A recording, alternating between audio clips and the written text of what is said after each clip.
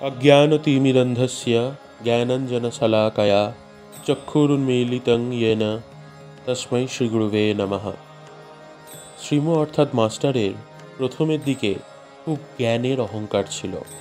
ঠাকুর একদিন মাস্টারকে তিরস্কার করছেন এবং তার অহংকার চূর্ণ করছেন। আজ সেই গল্প আপনাদের শোনাব। ঠাকুর মাস্টারকে জিজ্ঞাসা করছেন, তোমার কি বিবাহ হয়েছে? মাস্টার বলছেন, আজ্ঞে হাঁ।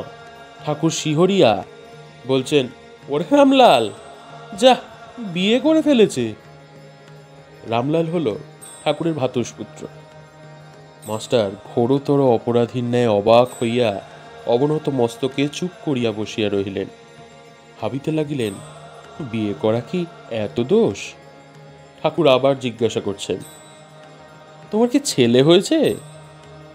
মাস্টারের এবার বুক ঢিপ ঢিপ করছে। ভয় ভয় বলিলেন, আগে ছেলে হয়েছে। ঠাকুর আবার আক্ষেপ করিয়া বলিতেছেন, যা ছেলে হয়ে গেছে। তিরস্কৃত হইয়া মাস্টার স্তব্ধ হইয়া রহিলেন। তাহার অহংকার চূর্ণ হইতে লাগিল। কিয়ৎক্ষণ পরে ঠাকুর শ্রীরামকৃষ্ণ আবার কৃপাদৃষ্টি করিয়া সস্নেহে বলিতে লাগিলেন, দেখো, তোমার লক্ষণ ভালো ছিল। আমি কপাল, চোখ এসব দেখলে বুঝতে পারি। আচ্ছা, তোমার পরিবার কেমন? বিদ্যাশক্তি না অবিদ্যাশক্তি?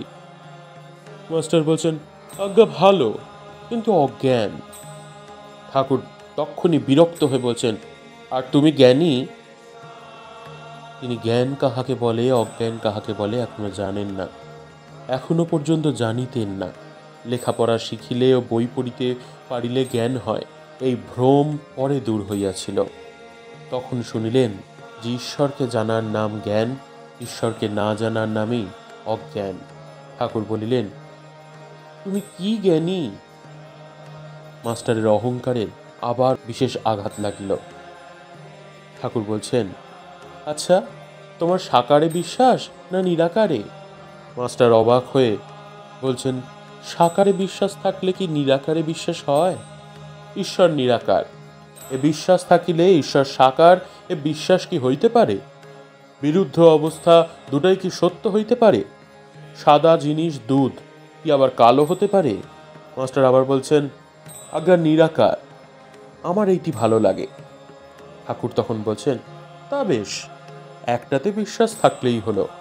নিরাকারে বিশ্বাস, তা তো ভালোই, তবে এ বুদ্ধি করো না যে এইটি কেবল সত্য আর সব মিথ্যা। এইটি জেনো যে নিরাকারও সত্য, আবার সাকারও সত্য। তোমার যেটি বিশ্বাস সেইটি ধরে থাকবে। মাস্টার দুই সত্য এই কথা বারবার শুনিয়া অবাক হইয়া রহিলেন। এ কথা তো তাহার পুঁথিগত বিদ্যার মধ্যে নাই।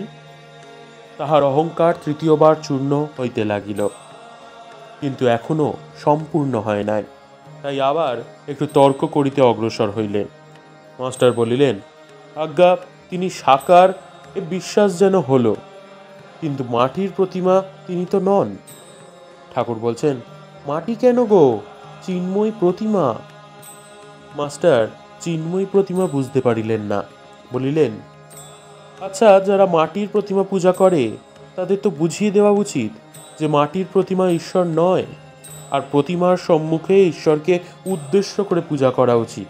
ঠাকুর বিরক্ত হয়ে বললেন, তোমাদের কলকাতার লোকের ওই এক, কেবল লেকচার দেওয়া আর বুঝিয়ে দেওয়া। আপনাকে কে বোঝায় তার ঠিক নেই। তুমি বুঝাবার কে? যার জগৎ তিনি বুঝাবেন। যিনি এই জগৎ করেছেন, চন্দ্র সূর্য মানুষ জীবজন্তু করেছেন, জীবজন্তুদের খাবার উপায় পালন করবার জন্য মা বাপ করেছেন, মা বাপের স্নেহ করেছেন, তিনিই বুঝাবেন। তিনি এত উপায় করেছেন আর এ উপায় করবেন না? যদি বুঝাবার দরকার হয় তিনিই বুঝাবেন। তিনি তো অন্তর্যামী। যদি এই মাটির প্রতিমা পূজা করাতে কিছু ভুল হয়ে থাকে, তিনি কি জানেন না তাকেই ডাকা হচ্ছে? তিনি ওই পূজাতেই সন্তুষ্ট হন। তোমার ওর জন্য মাথা ব্যথা কেন? তুমি নিজের যাতে জ্ঞান হয়, ভক্তি হয়, তার চেষ্টা করো। এইবার তাহার অহংকার বোধ হয় একেবারে চূর্ণ হলো। তিনি ভাবিতে লাগিলেন, তিনি যা বলেছেন তা তো ঠিক। আমার বুঝাতে যাবার কি দরকার? আমি কি ঈশ্বরকে জেনেছি, না আমার তাঁর উপর ভক্তি হয়েছে? আপনি শুতে স্থান পায় না, শঙ্করাকে ডাকি। জানি না শুনি না, পরকে বুঝাতে যাওয়া বড়ই লজ্জার কথা ও হীন বুদ্ধির কাজ। এ কি অঙ্কশাস্ত্র, না ইতিহাস, না সাহিত্য যে পরকে বুঝাবো? এ যে ঈশ্বর তত্ত্ব। তিনি যা বলছেন মনে বেশ লাগছে।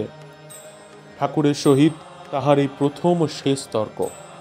ঠাকুর বলছেন, তুমি মাটির প্রতিমা পূজা বলছিলে, যদি মাটিরই হয় সে পূজাতে প্রয়োজন আছে।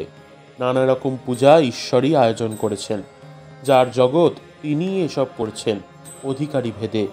যার যা পেটে সয় মা সেই রূপ খাবার বন্দোবস্ত করেন। ঠাকুর এবার একটা গল্প বলছেন। এক মার 5 ছেলে, বাড়িতে মাছ এসেছে। মা মাছের নানা রকম ব্যঞ্জন করেছেন, যার যা পেটে সয়।